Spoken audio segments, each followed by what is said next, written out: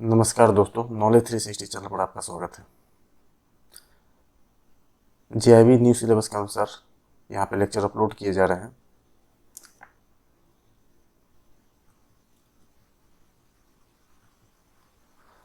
आज जो हम पढ़ेंगे पेपर 1 का इंडियन इकोनॉमी और फाइनेंशियल सिस्टम में मॉड्यूल ए इंडियन इकोनॉमी और आर्किटेक्चर का unit 2 sectors of the Indian economy, इसके बारे में हम लोग पढ़ेंगे। Sectors of the Indian economy. Economic activities are divided into 3 sectors: primary sector, secondary sector और टर्शियरी सेक्टर। देखिए, sectors of the Indian economy. Indian economy या किसी भी इकोनॉमी को हम 3 सेक्टर में बांटते हैं: प्राइमरी सेक्टर, सेकेंडरी सेक्टर और टर्शियरी सेक्टर। टर्शियरी सेक्टर को फर्दर क्वाटरनरी सेक्टर और क्वीनरी सेक्टर, यह 2 सेक्टर में डिवाइड किया जाता है। प्राइमरी सेक्टर के बारे में, this sector includes all economic activities where there is direct use of natural resources as agriculture, forestry, fishing, fuels, metals, minerals, etc.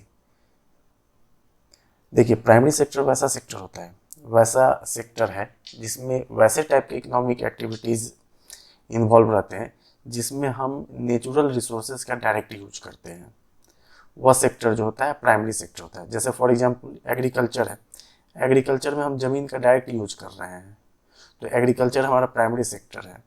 Forestry है, फॉरेस्ट्री में हम फॉरेस्ट का, वन संपदा का डायरेक्ट यूज कर रहे हैं, वो नेचुरल रिसोर्सेज उसका डायरेक्ट हम यूज कर रहे हैं, तो यह प्राइमरी सेक्टर में आता है। फिशिंग हुआ, मछली है, नेचुरल रिसोर्सेज है, ओशन है, नेचुरल रिसोर्सेज है, इसका हम डायरेक्ट यूज कर रहे हैं, तो यह प्राइमरी सेक्टर में आ रहा है। यानी प्राइमरी सेक्टर, प्राथमिक सेक्टर उसको हम लोग कहते हैं जहाँ पे डायरेक्ट नेचुरल रिसोर्सेज से कोई काम लिया जाता हो, नेचुरल रिसोर्सेज का उपयोग करके इकोनॉमिक एक्टिविटीज किया जाता हो, उसको हम प्राइमरी सेक्टर कहते हैं।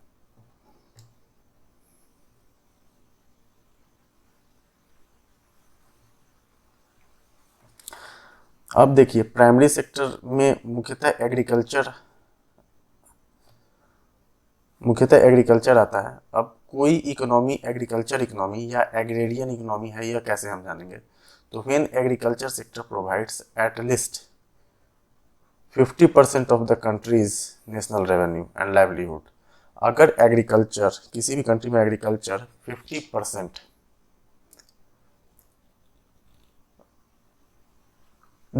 कंट्री के नेशनल रेवेन्यू में या लाइवलीहुड में अगर कंट्रीब्यूट करता है, तो उसे हम एग्रेरियन इकोनॉमी या एग्रीकल्चर इकोनॉमी हम लोग कहते हैं।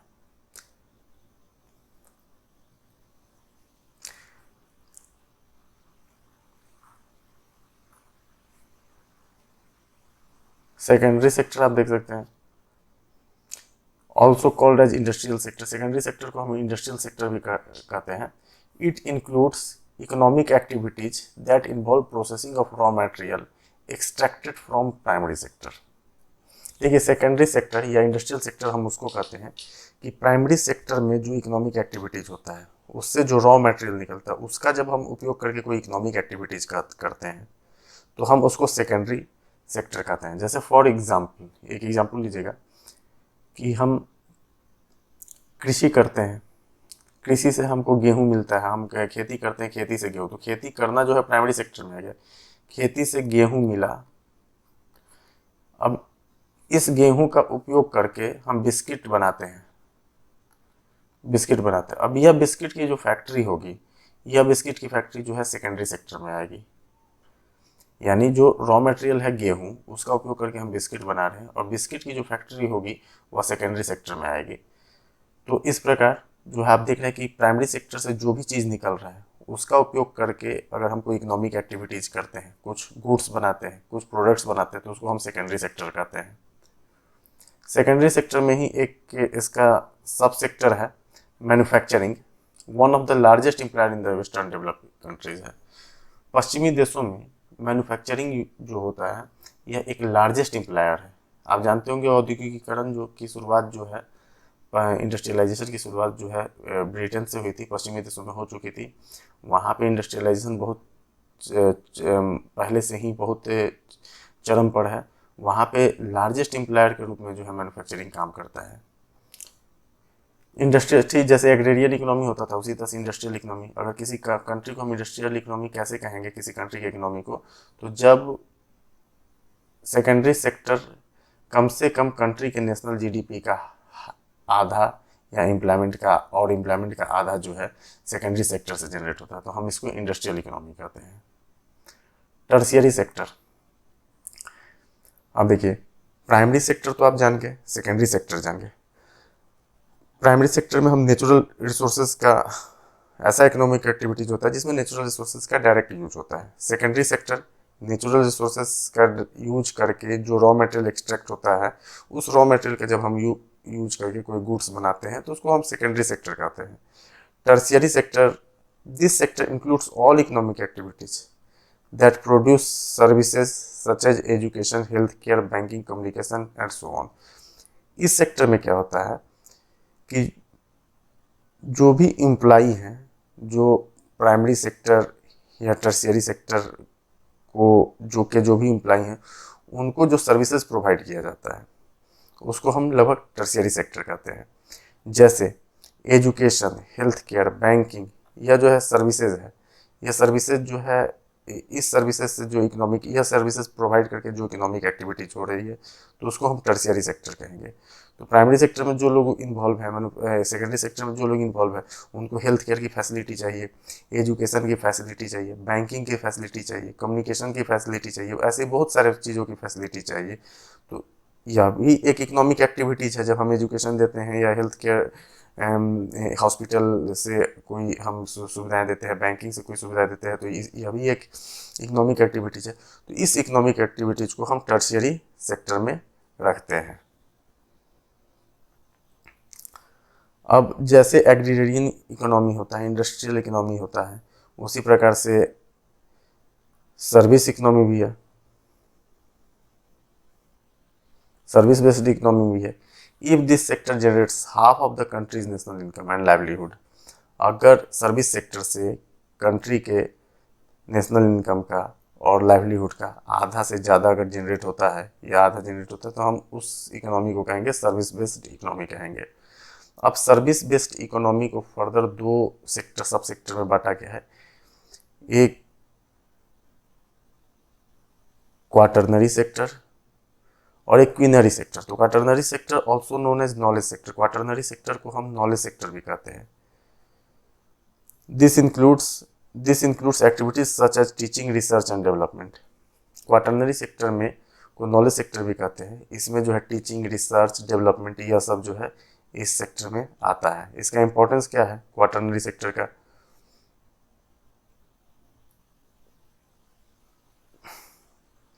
इंपॉर्टेंस क्या है? Important in assessing the strength of economy human resources. इसका जो सबसे इम्पोर्टेंस है कि किसी भी इकोनॉमी के ह्यूमन रिसोर्सेज का स्ट्रेंथ का एक एसेस करने का एक महत्वपूर्ण योगदान निकालते हैं। यानी कोई भी कंट्री है, उसमें अगर टीचिंग स्टाफ ज़्यादा है, रिसर्च अगर ज़्यादा हो रहा है, तो समझिए कि वहाँ का ह्यूमन रिसोर्सेज का स्ट्रेंथ कितना मजबूत है। स्ट्रेंथ के असेसमेंट के लिए भी इसका इंपॉर्टेंस बहुत है, क्वाटरनरी सेक्टर का इंपॉर्टेंस बहुत है। Intellectual aspect of the economy is represented by quaternary sector. किसी भी इकोनॉमी का इंटेलेक्चुअल एस्पेक्ट जो होता है, अब उसमें उस इकोनॉमी में अधिक से अधिक टीचर हैं, रिसर्चर हैं, साइंटिस्ट हैं, तो समझिए कि उस इकोनॉमी का इंटेलेक्चुअल एस्पेक्ट कितना अच्छा है। तो किसी भी कंट्री इकोनॉमी का इंटेलेक्चुअल एस्पेक्ट जो है क्वाटरनरी सेक्टर से रिप्रेजेंट किया जाता है। यानी जितने लोग क्वाटरनरी सेक्टर में लगे होंगे, इसका मतलब उस इकोनॉमी का इंटेलेक्चुअल, उस इकोनॉमी में इंटेलेक्चुअल लोग ज़्यादा हैं, वहाँ पे जो है ह्यूमन रिसोर्सेज जो है काफ़ी अच्छा है। उसी प्रकार से एक आता है quinary sector. Quinary sector, it includes activities in which key choices are made and it includes highest level of decision makers in government and private corporate sector। Quinary sector में क्या है, मोस्टली इसमें डिसीजन मेकर्स रहते हैं। जो highest level पर जो policy बनती है, उसमें जो डिसीजन टेकर होते हैं, वह क्वीनरी सेक्टर में आते हैं। जैसे गवर्नमेंट डिपार्टमेंट में जो हाईएस्ट लेवल के अथॉरिटी होते हैं, वह क्वीनरी सेक्टर में आते हैं। प्राइवेट और कॉर्पोरेट सेक्टर में जो एग्जीक्यूटिव्स होते हैं, जो बोर्ड मेंबर्स होते हैं, जो डिसीजन मेकिंग करते हैं, उनको क्वीनरी सेक्टर में माना जाता है उनको। Participators are regarded as brain behind the economic socio economic performance. किसी भी इकोनॉमी के सोशियो इकोनॉमिक परफॉर्मेंस के पीछे का जो ब्रेन होता है वह क्वीनरी सेक्टर के ही होते हैं। उसमें वही पार्टिसिपेटर्स जो क्वीनरी सेक्टर में होते हैं वह ब्रेन माने जाते हैं। यानी आप समझिए कि किसी कंपनी में जो highest level of decision makers हैं उनका कितना बड़ा योगदान रहता है किसी कंपनी को चलाने में। एक तरह से समझिए कि उस पूरे कंपनी को चलाने के पीछे जो ब्रेन काम करता है उन्हीं लोगों का काम करता है। तो इनका यह जो है किसी भी इकोनॉमी के सोशियो इकोनॉमिक परफॉर्मेंस के पीछे के जो है मेन रोल अदा करने वाले लोग होते हैं। इन्हीं लोग का दिमाग चलता है और उसी के आधार पर सब कोई काम करता है। इसमें जो है कंपनी के एग्जीक्यूटिव्स आ जाते हैं, गवर्नमेंट ऑफिशियल्स आ जाते हैं, साइंटिस्ट आ जाते हैं, फाइनेंशियल लीगल एडवाइजर्स आ जाते हैं। ये सारे जो है क्वीनरी सेक्टर में है। क्वाटरनरी सेक्टर, क्वीनरी सेक्टर दोनों सर्विस सेक्टर का पार्ट है, टर्शियरी सेक्टर का पार्ट है। अब देखिए एग्रीकल्चर, हमारा कंट्री जो है देश जब आज़ाद हुआ था तो एक एग्रीरियन इकोनॉमी था। मोस्टली ज़्यादा से ज़्यादा लोग जो होता है थे वह एग्रीकल्चर में ही इन्वॉल्व थे, एग्रीकल्चर में ही इन्वॉल्व थे। अब एग्रीकल्चर में ज़्यादा से ज़्यादा पॉपुलेशन इन्वॉल्व तो थी, लेकिन हमारा आउटपुट जो होता था वह उस तरीके से नहीं निकल पाता था। तो समय समय पर जो highest level of decision maker थे उन्होंने रिवॉल्यूशन लिया, समय समय पर बहुत सारी क्रांतियाँ लेके आई और उस क्रांति का जो है विशेष रूप से किसी खास चीज़ को जो है बढ़ावा देना उद्देश्य होता था। तो उनकी यह लिस्ट है कौन कौन सी क्रांति आई है और किस प्रोडक्ट्स पर फोकस था, वह लिस्ट है। इस लिस्ट को आप लोग देख लीजिए। मेन इसमें है ग्रीन रिवॉल्यूशन है, पिंक रिवॉल्यूशन है, आपको वाइट रिवॉल्यूशन है जिसको ऑपरेशन फ्लड भी कहते हैं। यह सब जो है काफ़ी मेन रिवॉल्यूशन है, इसको देख लीजिएगा और एक नज़र इसको मारिएगा। अभी हाल फिलहाल में जो प्रोटीन रिवॉल्यूशन है नरेंद्र मोदी के द्वारा, एवरग्रीन रिवॉल्यूशन है एम एस स्वामीनाथन के द्वारा, यह जो है काफ़ी इम्पोर्टेंट है, इनको देख लीजिएगा। और इनसे जो है कहीं ना कहीं जिस प्रोडक्ट्स पर फोकस था यह रिवॉल्यूशन, उस प्रोडक्ट्स के प्रोडक्शन में काफ़ी वृद्धि हुई थी इस रिवॉल्यूशन के चलते। अब जो डिफरेंट डिफरेंट एग्रीकल्चर है या इंडस्ट्री है, इनका जीडीपी में कंट्रीब्यूशन क्या है। तो जीडीपी में एग्रीकल्चर का कंट्रीब्यूशन 2021-22 में 18.6% है। इंडस्ट्री का कंट्रीब्यूशन जो है 28.6% है। सर्विसेज का कंट्रीब्यूशन जो है 52.8% है। अब देखिए कहाँ जब देश आज़ाद हुआ था 1950 में एग्रीकल्चर जो था सबसे ज़्यादा कंट्रीब्यूटर था जीडीपी में, और यह आज के डेट में सबसे कम हो गया और सर्विस का जो है सबसे ज़्यादा है। लेकिन सर्विस का ज़्यादा तो है, लेकिन एग्रीकल्चर जो है हमारे देश के सोशियो इकोनॉमिक कंडीशन को बहुत सूट करता है और एग्रीकल्चर का बहुत ही ज़्यादा इम्पोर्टेंस है। इसीलिए समय समय पर गवर्नमेंट जो है बहुत सारे स्कीम्स लेके आती है, जिस स्कीम्स का उद्देश्य जो होता है एग्रीकल्चर को बढ़ावा देना होगा। अभी हाल ही फिलहाल जो है आप देखिएगा प्रधानमंत्री फसल बीमा योजना, यह प्रधानमंत्री फसल बीमा योजना जो है एग्रीकल्चर को बूस्ट अप करने के लिए ही लेके आया गया था। उसी प्रकार से बहुत सारे एफपीओ खोलने का जो है गवर्नमेंट का योजना है, फार्मर प्रोड्यूसर ऑर्गेनाइजेशन खोलने का जो है गवर्नमेंट का योजना है। यह एग्रीकल्चर को बढ़ावा देने के लिए लिया गया। अभी आप देखते होंगे कि एग्रीकल्चर का किसानों की आय जो है दोगुनी करने पर सरकार का कितना फोकस है। पीएम किसान योजना लेके आया गया। ऐसे बहुत सारी योजना लेके आया गया जो एग्रीकल्चर पर फोकस है। इसके पीछे कारण क्या है कि कोविड के समय, कोरोना के समय एग्रीकल्चर जो है अपने रोबस्ट रूप में रहा। एग्रीकल्चर का योगदान जो है बहुत रहा है और आज भी बहुत सारे वर्कफोर्स का लगभग मैक्सिमम वर्कफोर्स जो है एग्रीकल्चर में ही इन्वॉल्व है। यानी मैक्सिमम लोगों को अगर लाभ पहुंचाना है तो हमको एग्रीकल्चर सेगमेंट को हम छोड़ नहीं सकते हैं, इस पर तो ध्यान देना ही होगा। ठीक है। उसी प्रकार से इंडस्ट्री का योगदान जो है, खासकर एमएसएमई का योगदान जो है हमारे कंट्री में बहुत ज़्यादा है, बहुत ज़्यादा एम्प्लॉयमेंट के। क्योंकि देखिए सभी लोगों को हम गवर्नमेंट जॉब दे नहीं सकते हैं, सारे लोग जो है एग्रीकल्चर में जा नहीं सकते, क्योंकि एग्रीकल्चर में एक तरह से डिस्गाइज्ड अनएम्प्लॉयमेंट पहले से ही मौजूद है। तो सारे लोग तो जा ही नहीं सकते, तो इंडस्ट्री का यहाँ पे एमएसएमई का, इस micro small medium enterprises specially, इसका काफ़ी ज़्यादा योगदान है और ये बहुत बड़े पॉपुलेशन को जो है जॉब प्रोवाइड करते हैं। ठीक है, सर्विस सेक्टर तो है ही, सर्विस सेक्टर जो है जीडीपी में कंट्रीब्यूशन तो बहुत ज़्यादा है, लेकिन उस हिसाब से इनका एम्प्लॉयमेंट में कंट्रीब्यूशन उस हिसाब से नहीं है। जितना इनका जीडीपी में कंट्रीब्यूशन है उस हिसाब से एम्प्लॉयमेंट में कंट्रीब्यूशन उतना ज़्यादा नहीं है। अब देखिए employment growth rate in secondary sector, secondary sector को हम देखते हैं तो manufacturing employees 12% of labour force, पूरे लेबर फोर्स का इंडिया में 12% जो है सिर्फ मैन्युफैक्चरिंग यूनिट में लगे हुए, मैन्युफैक्चरिंग में लगे हुए हैं। Creating mass employment for low skilled workers, जो सेकेंडरी सेक्टर है लो स्किल्ड वर्कर हैं उनके लिए मास एम्प्लॉयमेंट क्रिएट करता है। As agriculture capability to provide employment is decreasing and service sectors limited ability to absorb unskilled labor. Hence, it is anticipated कि manufacturing sector will generate mass employment. Agriculture की capability घट रही है employment provide करने की। जो service sector है उसमें उतने लोग अनस्किल्ड वर्कर एम्प्लॉयड हो नहीं सकते हैं, सर्विस सेक्टर अनस्किल्ड वर्कर को बहुत ज़्यादा एम्प्लॉयमेंट दे नहीं सकता है। तो ऐसा माना जाता है कि मैन्युफैक्चरिंग सेक्टर है, ऐसा एंटिसिपेट किया जा रहा है, यह जो है मास एम्प्लॉयमेंट इन लोगों के लिए जो है जनरेट करेगा। मैन्युफैक्चरिंग इंडस्ट्री सेकेंडरी सेक्टर का ही एक सेगमेंट है कंस्ट्रक्शन सेक्टर, जो सेकेंड लार्जेस्ट एम्प्लॉयमेंट सेक्टर है एग्रीकल्चर के बाद। एग्रीकल्चर सबसे ज़्यादा एम्प्लॉयमेंट अभी भी प्रोवाइड करता है, उसके बाद अगर सेकेंड लार्जेस्ट एम्प्लॉयमेंट सेक्टर अगर कोई है तो वह कंस्ट्रक्शन सेक्टर है। It provides 8% of total employment, यह टोटल एम्प्लॉयमेंट का 8% इंडिया में प्रोवाइड करता है कंस्ट्रक्शन सेक्टर सिर्फ। अब देखिए मैकमिलन में हमने यहाँ पे जो भी इंपॉर्टेंट पॉइंट्स है वह हमने जो है कवर कर लीजिएगा, लेकिन मैकमिलन के बुक में एग्रीकल्चर, इंडस्ट्री और सर्विसेज करके अलग अलग पैराग्राफ दिया हुआ है, उसको आप लोग जरूर पढ़ लीजिएगा। बहुत सारे उसमें डाटा हैं, उतने डाटा में जाने की आपको ज़रूरत है नहीं, लेकिन हाँ एक बार पढ़ लीजिएगा कि आपको आइडिया हो जाए। उसके बाद स्लाइड को देखिएगा, इसको इस वीडियो को देखिएगा, आपको ज़्यादा अच्छे तरीके से जो है याद रह पाएगा।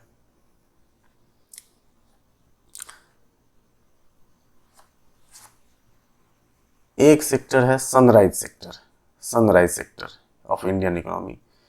A sunrise sector is one that is still in its initial stage but has the potential of significant growth.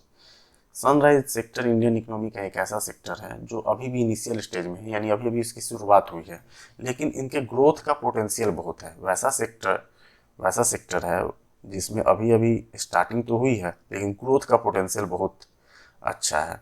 ऐसे सेक्टर की गुण क्या होती है, कैरेक्टरिस्टिक्स क्या होता है, तो हाई ग्रोथ रेट होता है, इसमें काफ़ी हाई ग्रोथ रेट होता है, बहुत तेज़ी से ग्रोथ करते हैं। इनोवेशन का यूज जो है इनमें इसमें काफ़ी सनराइज सेक्टर्स में काफ़ी होता है। इन्वेस्टर जो होता है अट्रैक्ट होते हैं कि भाई इन सेक्टर्स में जो है पैसा इन्वेस्ट किया जाए कि इनको ज़्यादा से ज़्यादा लाभ हो सके। पब्लिक जो है इन सब सेक्टर्स के बारे में जानने के लिए काफ़ी उत्सुक होती है और काफ़ी अवेयर होती है इन सब सेक्टर्स के बारे में जानने के लिए। जैसे ग्रीन एनर्जी हुआ, फिनटेक हो गया, इंफॉर्मेशन टेक्नोलॉजी हो गया, इलेक्ट्रॉनिक्स हो गया, फार्मास्यूटिकल्स हो गया, automobiles, health care, infrastructure, retail sector, processing. अभी जो है इन जितने भी सेक्टर्स हैं इनका इनिशियल स्टेज है और इसमें ग्रोथ के पोटेंशियल काफ़ी ज़्यादा है, तो ऐसे सेक्टर को जो है हम सनराइज सेक्टर कहते हैं। अब देखिए ऑर्गेनाइज सेक्टर और unorganised sector. Organized sectors is one in which job terms are fixed, regular, and employees are given guaranteed work. Organized sector वैसा सेक्टर है जिसमें जॉब टर्म फिक्स रहता है, रेगुलर रहता है और जो एम्प्लॉई होते हैं उनको वर्क की यानी जॉब की गारंटी होती है एक तरह से कि उनको वर्क मिलेगा ही मिलेगा। ऐसे सेक्टर को हम ऑर्गेनाइज सेक्टर कहते हैं। अनऑर्गेनाइज सेक्टर वैसे सेक्टर को कहते हैं in which employment terms are not defined, जिसमें एम्प्लॉयमेंट टर्म्स कुछ डिफाइन ही नहीं है, जब मन चाहे निकाल दिया, जब मन चाहे एम्प्लॉय बना लिया, रेगुलर नहीं होता है।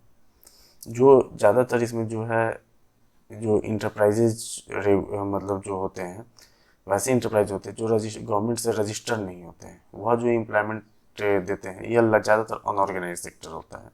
बहुत सारे जैसे कोई प्रोप्राइटरशिप फर्म है, वह रजिस्टर्ड गवर्नमेंट से नहीं है, तो उसमें जो नौकरी देंगे वो ज़्यादातर अनऑर्गेनाइज सेक्टर में ही माना जाता है। रिक्शावान है, सब्जी वाला है, ये सब अनऑर्गेनाइज सेक्टर है, ठीक है ना।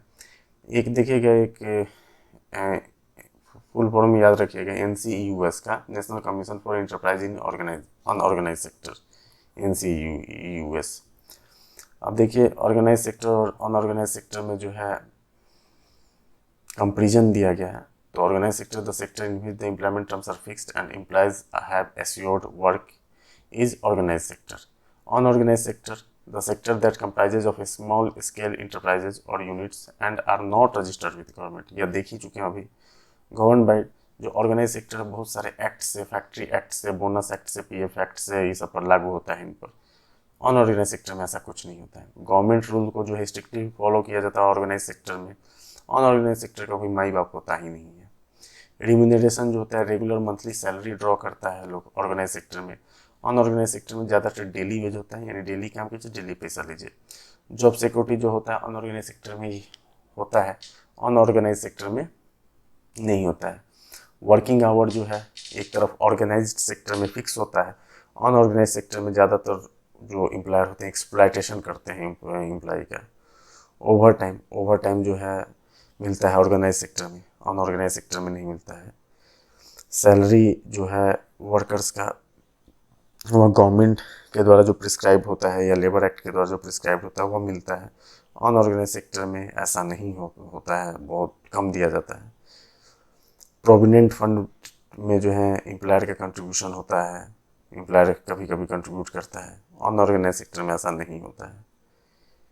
सैलरी जैसे जैसे वो काम करेगा, एम्प्लॉय जो है रहेगा, सैलरी जो है बढ़ते रहेगी।